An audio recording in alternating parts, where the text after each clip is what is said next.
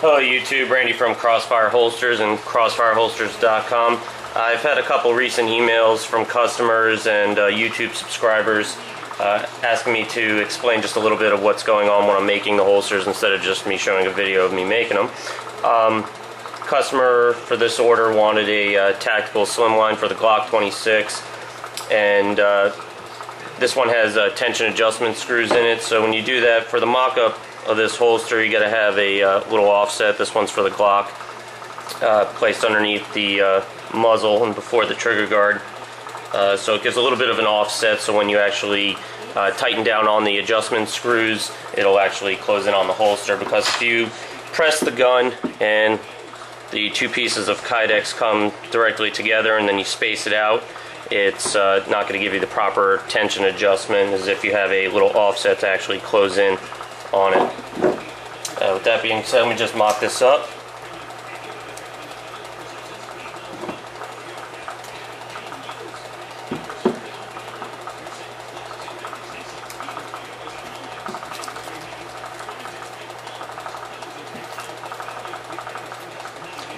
Now I already have a piece of Kydex warming up in the oven, so as soon as it's ready to come out,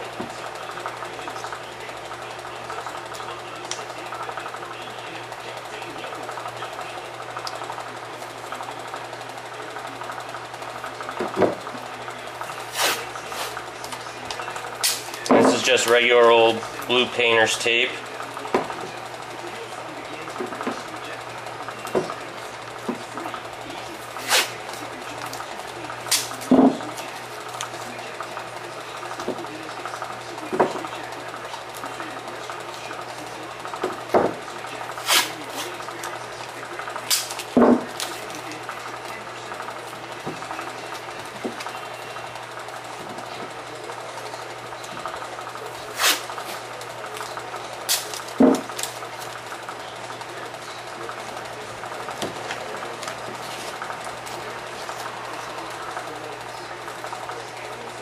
And that's pretty much just the mock-up for the tactical slimline holsters.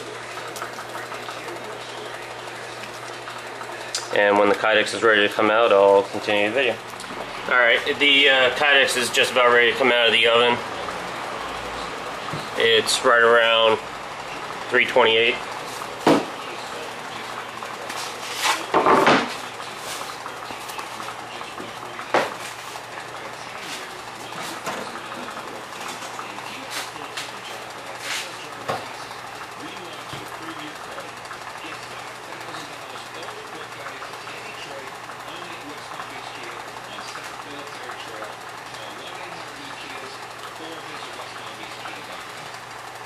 And for these foldovers, I just like to line up the edges, make it a little bit smoother.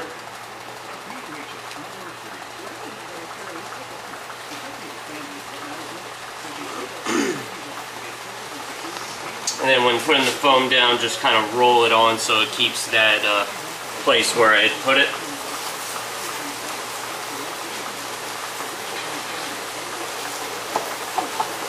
And then it's over to the press. Alright, and just using a regular 12-ton hydraulic press. And it'll let it sit in here for anywhere around 7-10 minutes.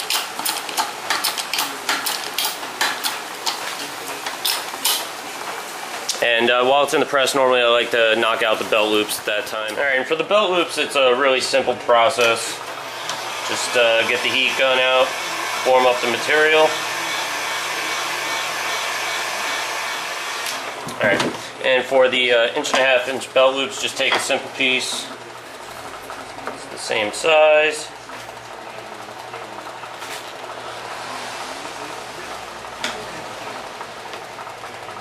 And then I just like to get another piece of wood so I make it nice, flat, straight, and pretty much just wait for it to cool out right now. Alright, and that'll give just a simple belt loop design. And then for the tactical slimline, I like to put a little crook in the neck for have a little offset for it to be a tuckable clip. And similar process.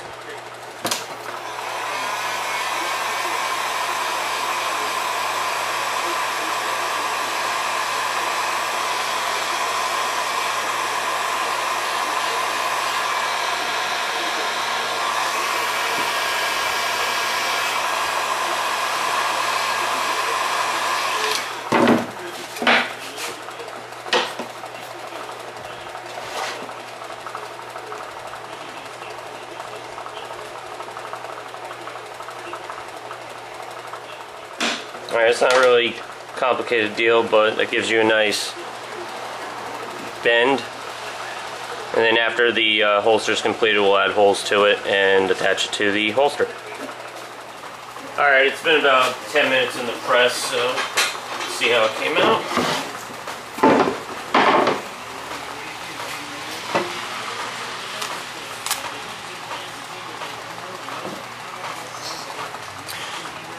Nice overall definition. Now all you gotta do is mark up the cuts.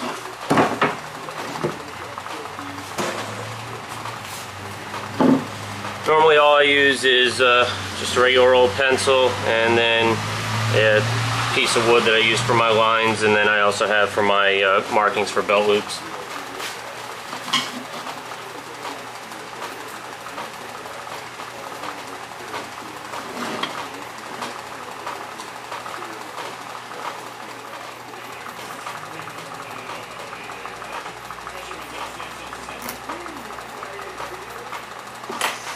Alright, I don't know if the camera is going to pick up these lines. You can kind of faintly see the general markup of it.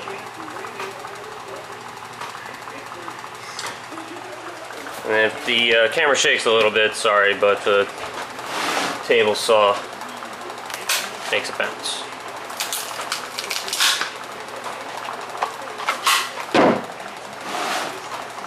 And first is going to go ahead and make the main cut down the top of the slide.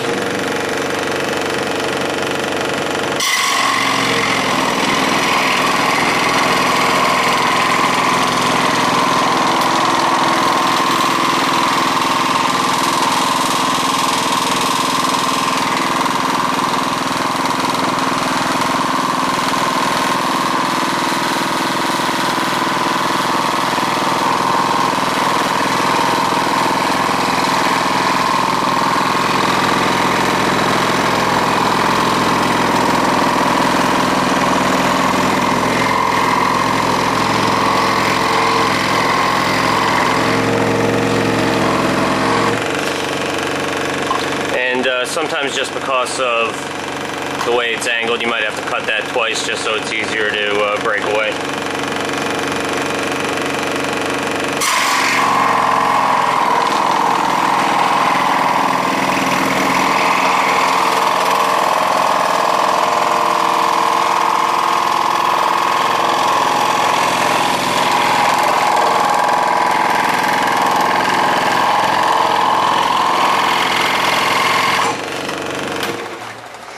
And you can pretty much see the lines a lot better now. And top is removed. Alright, from here we got to go to the Dremel.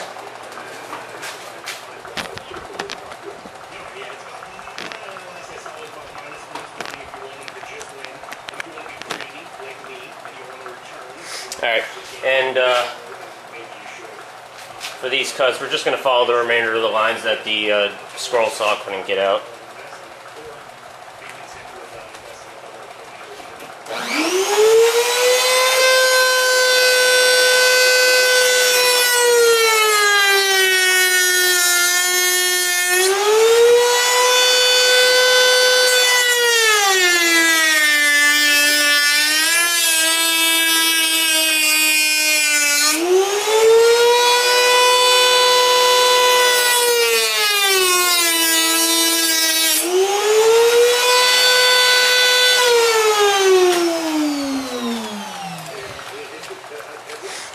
Alright.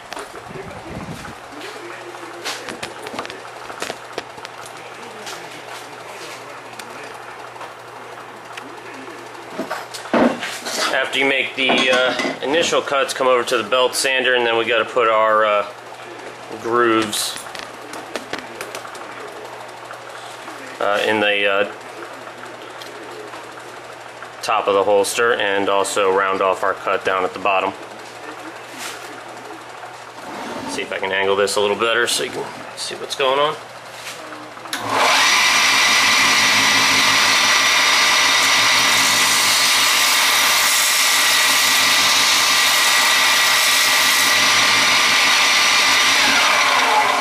was pretty much doing there is using the edge of the back edge so the front portion sticks over the side, and just smooth off this back, and then I'll flip it over and do the other side and make sure it's all smooth.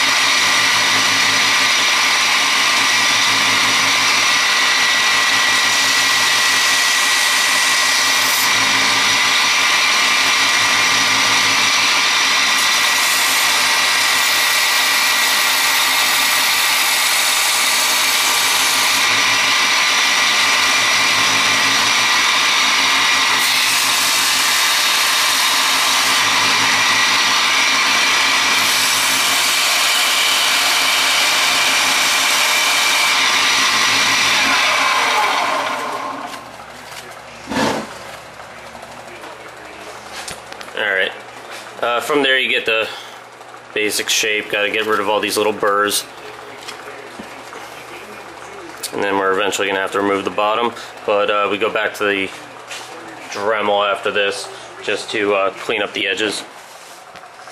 And what I do with the drum sander is I just remove and put like a 45-degree angle on all the edges here, so when I buff them out, it just makes a nice little smooth edge.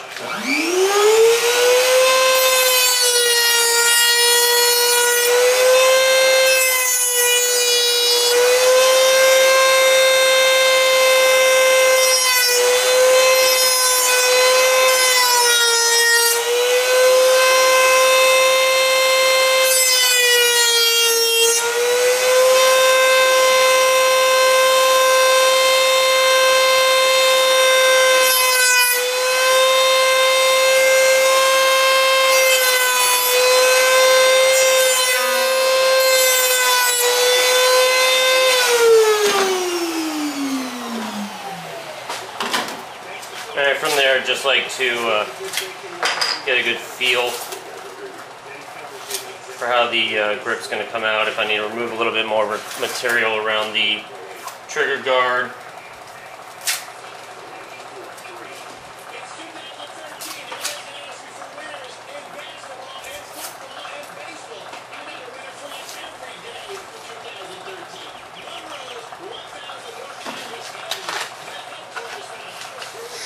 And you can see for the finger retention, but I feel a little bit down here, so that in this area, so I've got to remove a little bit more, because when you come in, your finger's going to rub up against that material a little bit more than would be comfortable, so just remove a little bit as needed.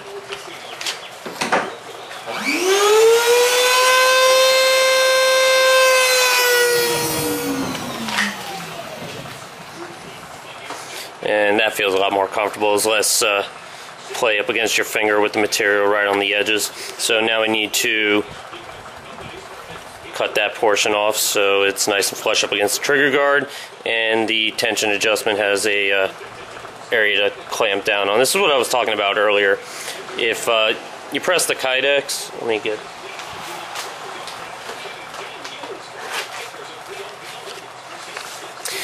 If you... looking at it this way, and if you take the Kydex and you press it without the space in the middle, it's going to be just like that. And if you space it out when it's pressed together like this, it's not going to form a good tension adjustment for when you push in. It actually gives more to grip around the gun instead of being close together, then pushed out, and then coming back together again. If that makes any sense. Alright, and back to the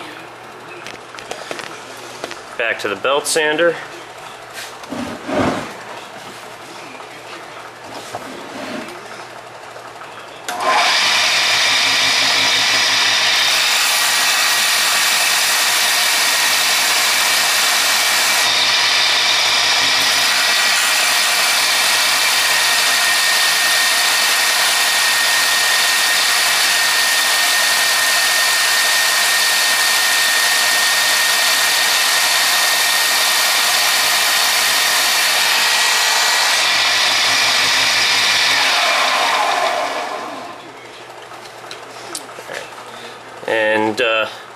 you go along as you needed.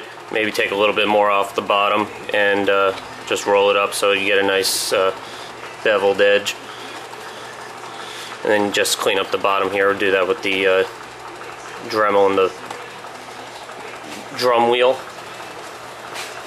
Take a little bit more off it.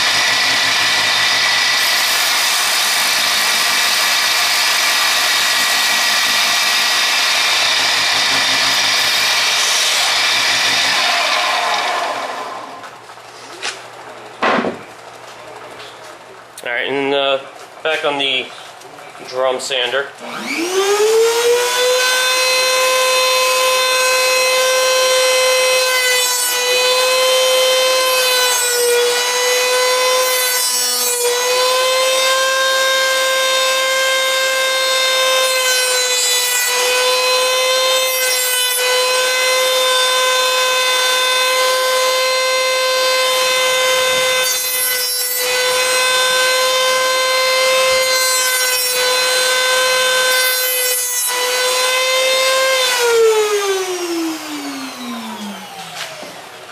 Like I said before, I like to put a nice little 45-degree angle on all the edges that the buffer goes on, just because when you actually do the buffing, it gives it a nice little rolled, smoother edge.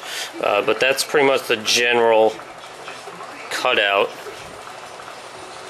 It just needs to go to polishing. Alright, and for the buffing, try to get this on camera the best I can. I use two different wheels, mostly the small wheel for the curves and then the larger wheel for the straight edges.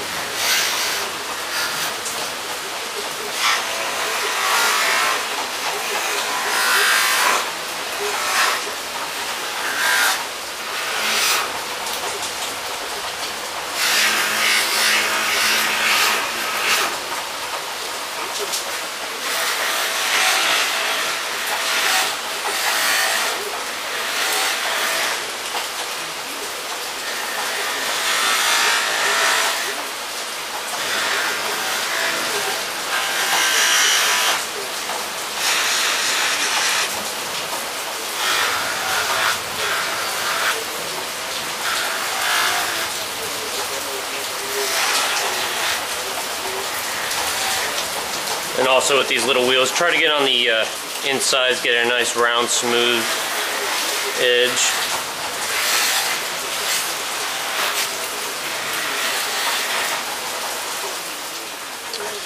And nice and smooth. Next, all we have to do is drill some belt holes and belt loop holes and attach the clip. Alright, so getting back to the belt clip, I take my little measuring stick that I have for my hole spacings.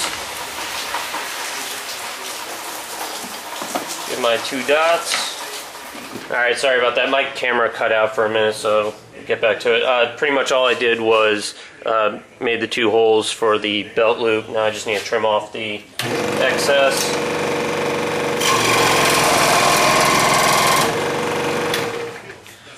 And then from there, just round out the edges.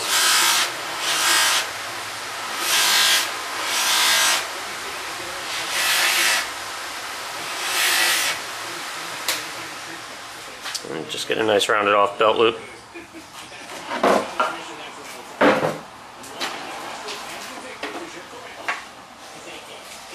And then for the belt loop placement, just need to mark up on the actual holster where the drill holes need to be.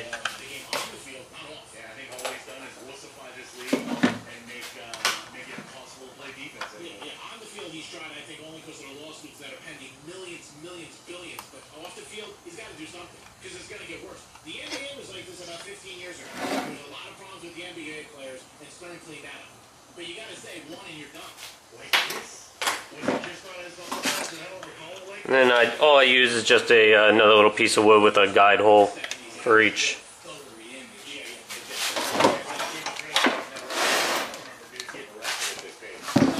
See if this gets us over here.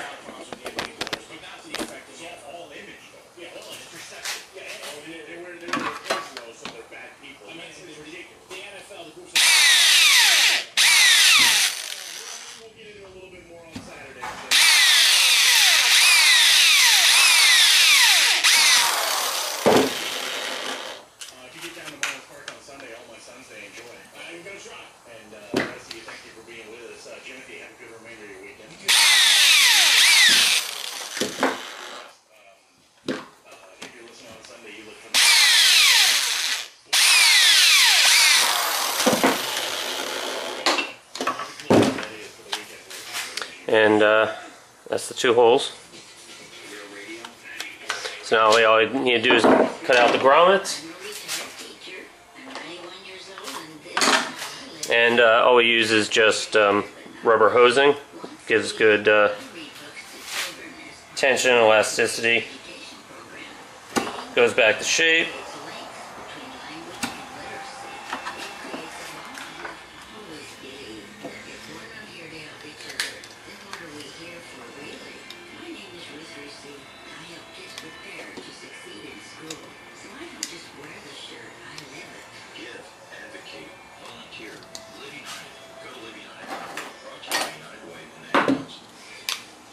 Take our belt loop.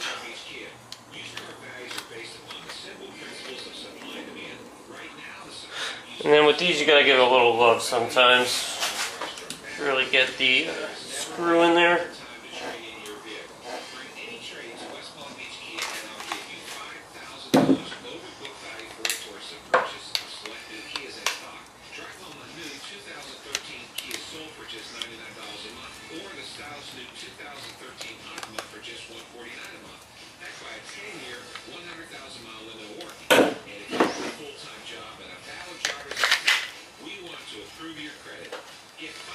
And that's pretty much it. And you adjust the tension as you like it.